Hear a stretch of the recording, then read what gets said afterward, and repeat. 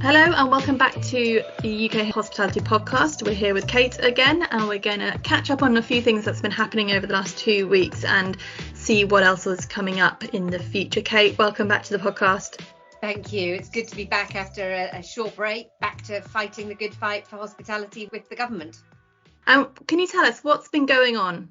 Well, Parliament came back 2 weeks ago, so we hit the ground running in terms of communicating with government and with ministers about the staff shortages, the staff absences that have bedeviled the recovery and the reopening, really making sure that we had good quality evidence and information and insight to take back to ministers to sort of inform them of the real impact that labour shortages were having on the sector and on the supply chain more particularly. So we've done a lot of intense work with DEFRA looking at the food supply chain, where you've got 1 in 8 workers not present. You've got impacts with driver shortages, food manufacturing, food processing, all the way up the food supply chain, which has really exacerbated the challenges that we've seen in hospitality in our own venues, where we know we've got underlying staff shortages that need to be addressed. And clearly, today that's reflected in the ONS stats that have come out about the labour market, how tight it is, that we're back 4.6%, almost full employment at that level of unemployment, and over 1 million vacancies across the economy as a whole. So it's quite clear that this is not just an issue with hospitality, although it is acute within hospitality, and we have double the rate of vacancies than the rest of the economy and are seen to be harder to fill. But it is an issue to do with labour shortages, insufficient people, insufficient bodies to be able to do all the jobs that are going around and needing to be addressed if we are to get the economy moving and recovering. So we've been working progressively with DCMS, with DEFRA, with BEIS to identify some of the solutions that could be put in place to be able to help the industry navigate this, both in the immediate term, where we're working closely with Job Centre Plus, on Kickstart, on retraining and moving people across who've been made redundant, but then also starting that communication about the need to make sure that the immigration policy is fit for purpose going forward. Lots of work going on there in that space. And obviously we've been hearing a lot about vaccine passports, and will that be coming into force, will it not? What's the latest on that? Well, the Prime Minister is giving a press conference as we speak, so we're sort of getting the information hot off the press, and we're waiting to see all the devil in the details. So we'll come back to this at a later podcast. But it does look as though it's good news from the sector. They are definitely not coming in the short term, and the government has said that they don't believe that they will be necessary in order to navigate the autumn and winter as we move out of the pandemic phase into endemic. So the Prime Minister and the Health Secretary today publishing the winter plan for navigating through COVID. This was promised back in July when we reopened the economy. They said they would issue in September a preparatory plan to show the steps that they had taken to help the economy and the health service through the autumn winter potential surges that we might see, not so much in COVID, but more in other areas, other health issues, particularly flu and norovirus. And good news is that the key message from that winter plan is that we are learning to live with COVID. The measures the government has in place are sufficient in the first instance, as far as they consider. The main measures being a rollout of vaccination, and you heard about booster jabs for the over 50s, so protect the most vulnerable, extend the vaccination programme to younger people, 12 to 15-year-olds now eligible for vaccination, using the wall of vaccines to help us withstand any increase in cases that you might see as a result of schools going back, universities going back, offices going back, and then, of course, the move indoors as we move into autumn and winter. So the strong message from the Prime Minister and the Health Secretary, the steps that they've got are sufficient. They do, however, have contingency plans should cases surge, should the NHS be looking overwhelmed, a clear commitment from them not to lock down the economy, and a recognition of the damaging effects that that's had on hospitality. However, in their contingency toolkit, a return to sort of greater direction to work from home, a return to masks and vaccine passports. So although ruled out in the short term, still there as a reserve tool to be used if needed, but the clear message from government is vaccination programs sufficient to avoid having vaccine passports.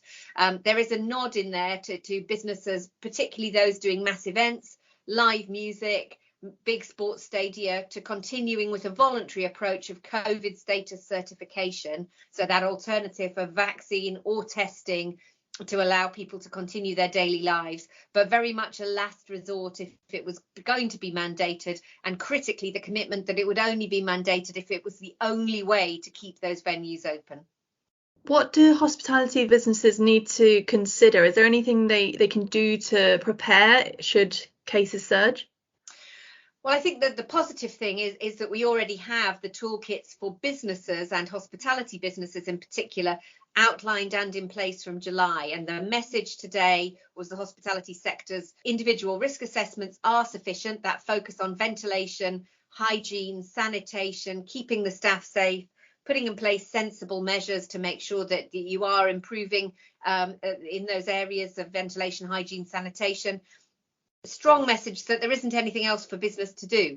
It is now for the NHS to do the preparatory planning to manage any autumn winter surges, and it's for the NHS to deliver that additional vaccine rollout. But that appears to be sufficient, and as I say, a reiteration of the message of learning to live with COVID. So I think we need to be making sure that we reinforce those measures, revisiting the risk assessment. There's no slackening off, and the Health Secretary was talking about avoiding complacency, and then where it is appropriate, where venues feel it would be helpful, to maintain that voluntary approach to COVID status certification if it's right for them. And many of the sports stadia and business events have decided that they're doing that on a voluntary basis. It's then, I think, about making sure that we have resilience in our supply chains and in our staff, because clearly as we come out of COVID, if the Health Secretary is right and we have a surge of winter flu and winter norovirus, we're going to be navigating staff absences, because our workers won't be eligible for the flu vaccine that's going to be rolled out at the same time as the third jab. So I think we need to be that's why it's so important to continue with the hygiene and sanitation, not just for COVID, but for all those other nasties that lurk around in the winter. And hygiene is obviously a thing that hospitality businesses have always been quite high on anyways, but do we offer any support there for businesses to ensure that they are keeping on top of all their hygiene? Well, I think our advice and guidance notes are continually refreshed, and we work with partners across the sector, particularly people like Dettol, to be able to give that advice and guidance, top tips, the scientific protocols that go alongside it that would help them to do their risk assessments. There are risk assessment templates. So keep visiting our website, because it's got a lot of information on there. Then also we've got advice and guidance on there about best practice for ventilation and how you can improve ventilation and make sure that you're monitoring it effectively to be able to address those risks. But I think it's about refreshing that risk assessment, keeping it live, and with the staff turnovers that we've got and a lot of new staff being recruited, making sure that staff are fully trained, not just in the sort of specific COVID areas, but also in the day-to-day. And following the Prime Minister's announcement today on this, is UK Hospitality planning any meetings with ministers to discuss what's going to come out from what he's announced today?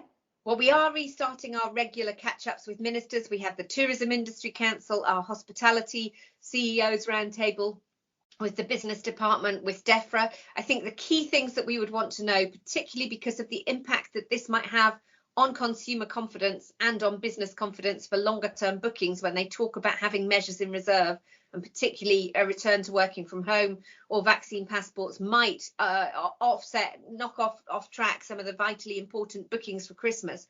We'll be wanting to understand from ministers what the metrics are that would mean that they had to move to Plan B. How serious does it have to be? What are the key tests, so that we can have advance warning of that and we can know what we need to do.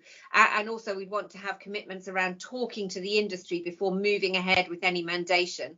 And then critically, it's about making sure that we have the support systems in place to allow businesses to navigate what is going to be quite a turbulent period.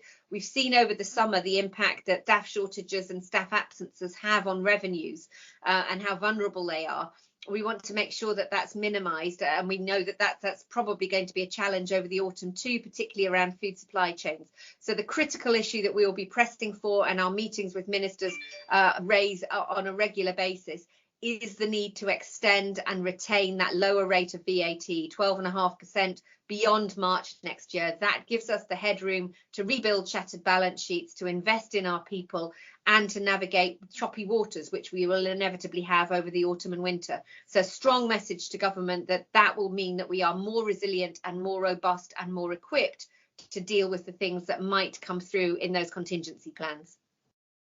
So UK Hospitality, making sure that members and the hospitality industry is looked after. Members, they have our support. They can get in touch with us. If you're not a member, you can get in contact with the membership team to find out exactly what the benefits are of membership and how we support businesses through periods like this and beyond. Is there anything coming up that members can do to help in this situation? Yes, we will. We've got our conference coming up on Monday the 20th, which is our first in-person conference and in-person event for sort of 18 months. So it's great to have the industry coming back together and networking and sharing that best practice.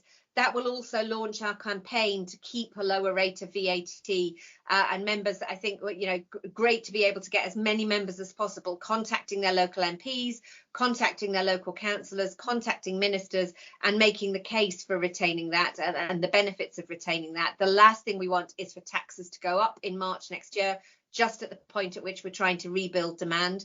And so we will be launching a toolkit for them to use with that. We also have the relaunch of our webinar series to provide practical help and support on navigating some of the biggest operational challenges. So that will be around staffing and staff shortages, staff training and retention, apprenticeships and kickstart. And it'll also be about the recruitment campaign that we're working on with Hospitality Rising and other industry trade bodies to make sure that we're front of foot in promoting hospitality as a career.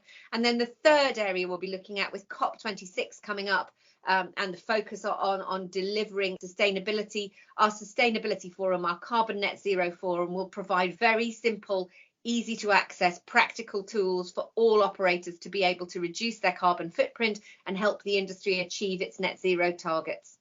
Our annual event will definitely be one not to be missed by industry professionals there. People who are interested in booking onto the networking event at the conference, there's still spaces available. You can just head over to the website, which is ukhevents.com, and you'll be able to find links there to the conference. Is there any more kind of information that businesses should be aware of that's coming up? I think the only other final thing is a reminder to people that 1st of October, the law changes on allergen labelling. Again, there's lots of toolkits and lots of information that we've provided on our websites, but don't get caught out with that. And then finally, we have party conferences coming up at which we may get further policy announcements or further decisions. And the final key point date for you, 27th of October, is the budget date. So you need to write to your MP before the 27th of October, highlighting the impact, that the challenging environment that we're still operating in, and highlighting the benefit to your business of retaining that lower rate of VAT at 12.5%. So lots going on there. In our next week's podcast, we will definitely cover what the Prime Minister has been speaking about today about the winter plan. So make sure that you tune in for that. We will be keeping members up to date on food issues in the areas around Natasha's Law there. So keep an eye out for regular communication there on that if you are a member. And if you have any questions, the team is always ready to answer any queries you may have at membership@ukhospitality.org.uk. And thank you very much, Kate, for giving us a quick roundup there on what's been happening and what UK Hospitality has been up to, and all the different meetings you've got coming up with government, making sure that the industry is looked after. Thank you again for your time. Thank you. Thank you, and we'll see you next week.